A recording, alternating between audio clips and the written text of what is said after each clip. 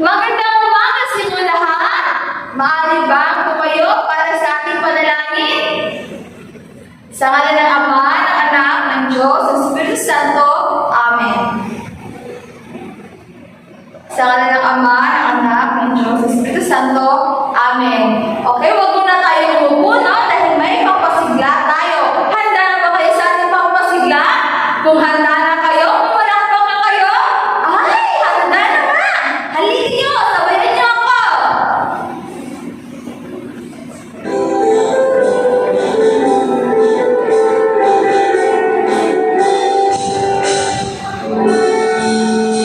Kung ikaw ay masaya, tumawag ka, ha, ha.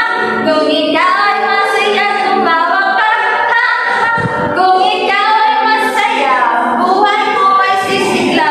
Kung ikaw ay masaya, tumawag ka, ha, ha. Uy! Tilang, nakikita ko sa mga mata na sobrang saya nyo ngayon, ah! Excited ba kayo matuto ngayong araw na ito? Ay, excited na! Sige, bago kayo umupo, ayusin yung mga upuan. At pulutin ang mga basura sa gilid-gilid ng inyong upuan. Ano? Okay. Okay ba? Ano na upo na? Ako ay magtatala kung sino ang pumasok niya sa taxi, no? Kapag tinawag ko ang pangalan nyo, itaas ang isang kamay at sabihin, po, naintindihan? Magaling! Ana? Bruno! Magaling, class! Walang lumipas sa inyo! Palakpakan ang mga sarili! Ay! Galing naman na! Walang lumipas sa klase nito! Okay, bago tayo dumako sa ating gawain, no? Ay may kasunduan muna tayo sa loob na klase. Ito ang ating kasunduan. Mas! Ang M ay nangangahulugang makinig sa guro. Ang A ay alagaan ang kalagutan. Ang S ay sundin ang guro. Naintindihan niyo ba? Okay, kung naintindihan niyo, ano nga ang M? Ay, napakagaling naman. Ang A? Galing. Ang S? Ay, napakagaling. Okay, no? Okay, bago tayo dumako sa ating gawain, no? Ito, makinig kayo mabuti. Ang gawain nito ay nagbibigay sa inyo ng idea kung ano ang paksa tatalakayin natin ngayong araw na ito. Ito muna, bago tayo dumako sa ating gawain, ito ang ating mechanics. Ang mechanics ay mag-aaral ay may nililin na dutungan ang pangusap sa sasabihin ng guro. Ang imus ay pagkinig ng mabuti sa sasabihin ng guro, magtaas ng isang kamay sa gustong sumagot, maging tahimik kapag ay isang lugar na ang aktibidad. Ang gawain nito ay pinamagata, idugtong mo. Makinig na mabuti, ha? Ako ay magsasalita ng pangungusap. Kapag magsasalita ako, ang kapag huling salita na babanggitin ko, ay yun ang dugtungan nyo. Halimbawa, kinig. Si Ana ay naliligo sa tabi. Dugtungan nyo ang huling salita na sasabihin ko ay ilog sa tabi, ilog. Ganon. Naintindihan? Okay, kung naintindihan na, kung malakpak na kayo, ay, talagang naintindihan. Okay, handa na ba? Handa na. Okay. Una, si John ay nag-aaral sa silid. Ano ba magaling? Silid, aklat, alay, tila. Nakikinig talaga ng mabuti, oh. Isa pa. Si Ana ay nagkikipaglaro sa kanyang kapit. Ay, ang pamagaling! Kapit bahay! Ay, napakagaling naman, uy! Biglang nakikinig talaga. Okay.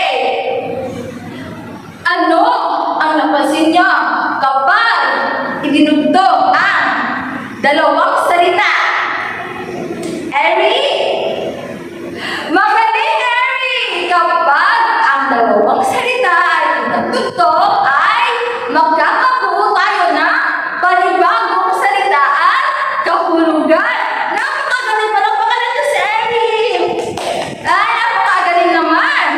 Ano naman ang napasin niyo sa gawain ito? Ella. Magaling, Ella!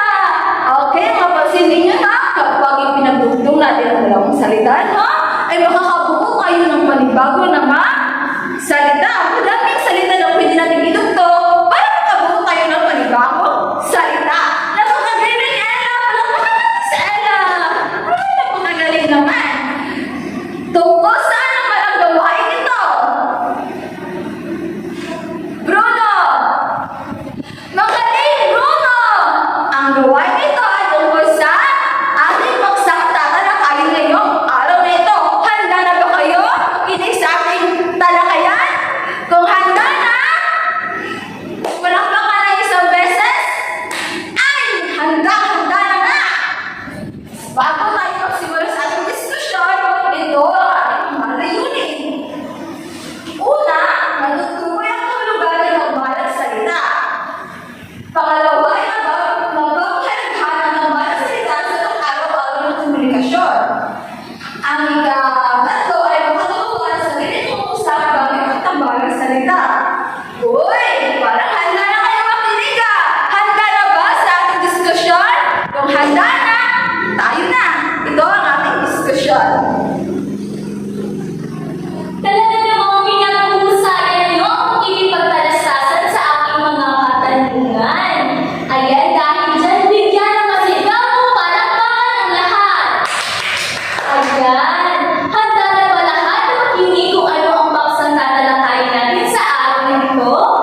Sige nga, kung handa na, sabihin lamang ang handa-handa na po, teacher. Sige nga. Maraming salamat. Ngayong araw na ito ay tatalakayin natin ang tambalang salita. Handa na ba lahat? Ulitin nga yung ginawa natin kanina kapag handa na. Ayan, maraming salamat sa inyong kooperasyon. Alam kong iilan sa inyo ay may katanungan kung ano kaya ang tambalang salita, teacher. Kaya, tara na at ang ating pagdiskusyonan ang tambalang salita. Ano nga ba ang tambalang salita? Dalawang salita pinagsama-sama upang magbigay ng isang bagong kahulugan. Ibig lamang sabihin nito, kapag daw ang isang salita at isang salita ay pinagtambal ay makakapulo tayo ng isang salita at panibagong kahulugan. Ayan. Kaya mayroon itong dalawang uri. Ano po yung dalawang uri, teacher? Ano ang dalawang uri ng tambalang salita? Mayroon itong tambalang di ganap. Teacher, ano po itong tambalang di ganap? Ito ay hindi nakakabubuo ng ibang kahulugan ang dalawang salitang ipinagtambal. Ibig sabihin lamang ito, class, kapag ang isang salita daw at isang salita ipinagtambal ay hindi nakakabubuo ng kahulugan, ngunit ito ay nakapagbibigay ng panibagong salita. Ano po yung panibagong salita na ibig kong sabihin? Halimbawa nito ay ang sulat.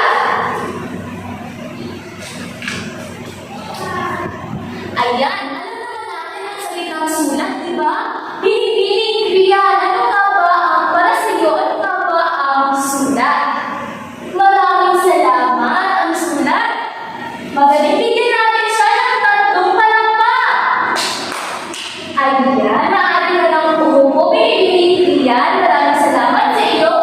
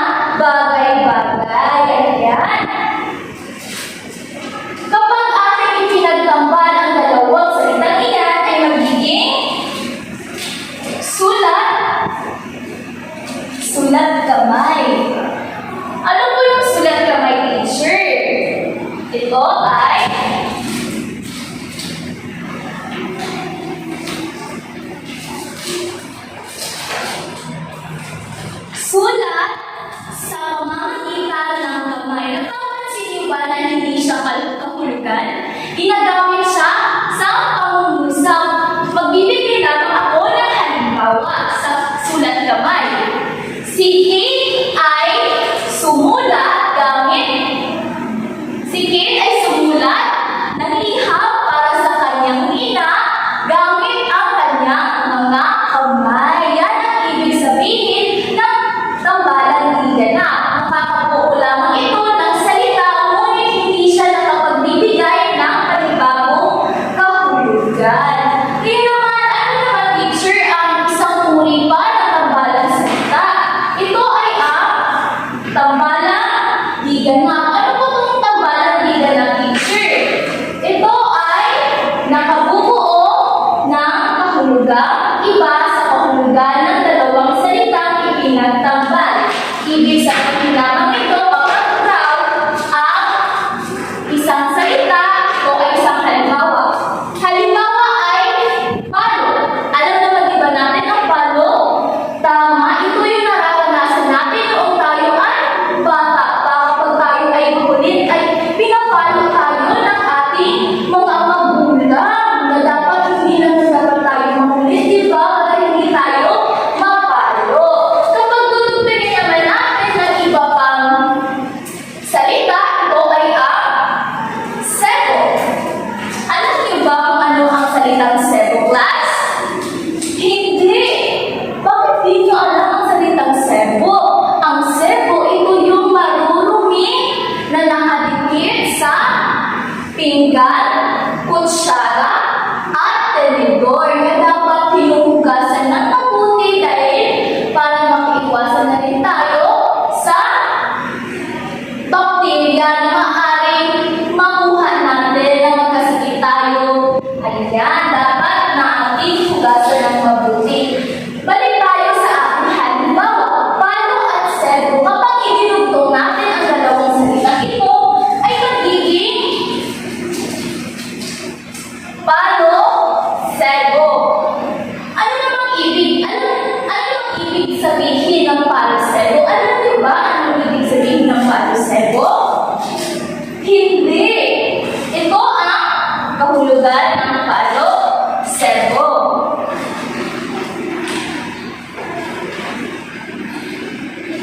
Ayan. Ito ang ibig sabihin ng palo, sebo. Ito raw ay laro ng mga Pilipino kung saan umaakyat ang mga manlalaro sa kawayan at may padulas. Ayan, may napapansin ba kayo? Tama! Dahil ang palo, sebo ay nagbibigay siya ng panibagong kahulugan. Ayan, kung sa una ay ginagamit lamang sa isang pangungusap, kaya ang kahulugan ng sulat kamay ay sulat sa pamamagitan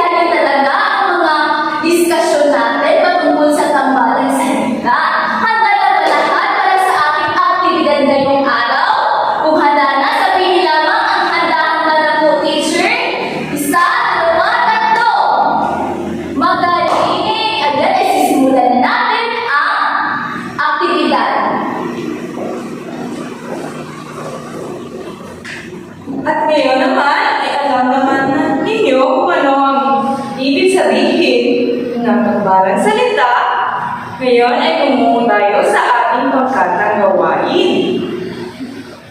Sa ating pangkatang gawain. Ngunit, bago ako magsisimula, nais ko sanang ipangkat kayo sa apat. Ito ang unang pangkat, pangalawang pangkat, pangatlo, at pang-apat na pangkat. Naintindihan ba ang ating simple instruction class? Magaling, naintindihan ito agad. Ngayon, sa gawain na ito, ay meron tayong mga panuto.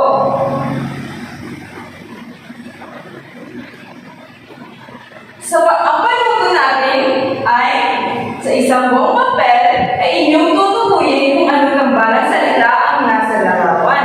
Ibig sabihin, may ipapakita ako na mga larawan dito sa ating PPT at inyong sasagutan kung anong salita ang mabubuo kapag magtatambal tayo ng mga salita.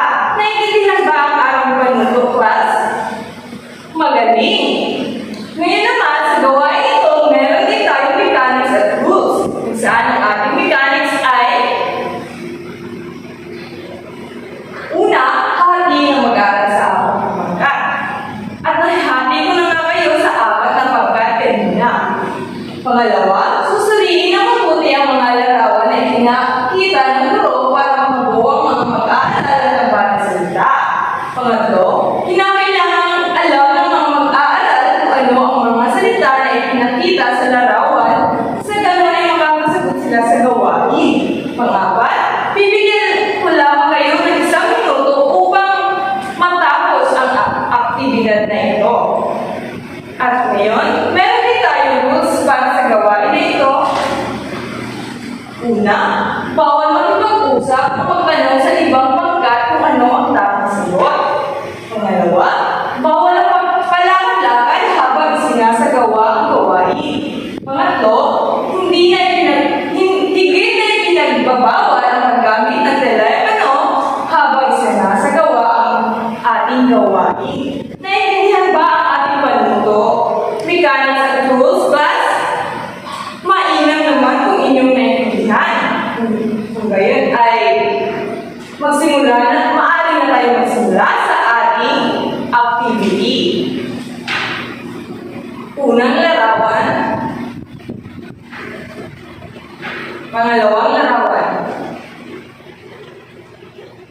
Pangatlo. Okay, class. Natapos na inyong 1 minuto. Tapos na ba ang lahat? Okay, maaari nyo lang ipasa sa akin ang inyong mga papel na inyong nasagutan. Magaling. Ngayon ay maaari natin alamin kung kaninong pangkat ang may nakuhang pinakamalaking puntos. Magaling, class! Binabati ko ang lahat ng pangkat dahil nakukuha kayo lahat ng pinakamataas na puntos. Ito'y nangangahulugan na naintindihan talaga ang ating talakayan. Ngayon, dumako naman tayo sa ating pagsusulit. Meron akong hinandang maikling pagsusulit dito. Sa ating pagsusulit, meron tayong panuto. Isulat sa padlang ang TG kapag ang nabanggit na salita ay ang balang ganap at TD naman kung ang salita ay ang balang di ganap. Okay, class? Visible ba ang ating PPT? Magaling. Paano naman kina May, Browse, at Azure? Visible ba sa inyo ang ating PPT? Ay, hindi. Kung ganon, ay inyong ihanda ang inyong mga tela at makinig ng mabuti dahil akin na lang unang babasahin kung ano ang nandito sa ating PPT. Okay? Ready na ba ang lahat? Okay. Number 1. Makinig ng mabuti, Number 1. Anak pawis. Number 5. Kutis labanos. Okay, tapos na tayo sa ating pagsusulit. Maaari bang ipasa na sa akin ang inyong mga papel? Magaling, class! Dahil natapos na tayo sa ating aktibidad at ating maikling pagsusulit. Ngayon, natapos na rin ang ating talakayan sa araw na ito. Ngunit para sa inyong karagdagang gawain, para sa inyong nag-aralin, ito ang inyong dapat gawin. Gamit ang inyong sariling mga salita, ipaliwanag kung bakit mahalaga ang pag-unawa sa pagbalang salita sa pang-araw-araw na buhay. Naintindihan ba ang ating panuto para sa inyong nag-aralin? Magaling dahil naintindihan talaga agad. Ngayon, class, natapos na rin ang ating talakayan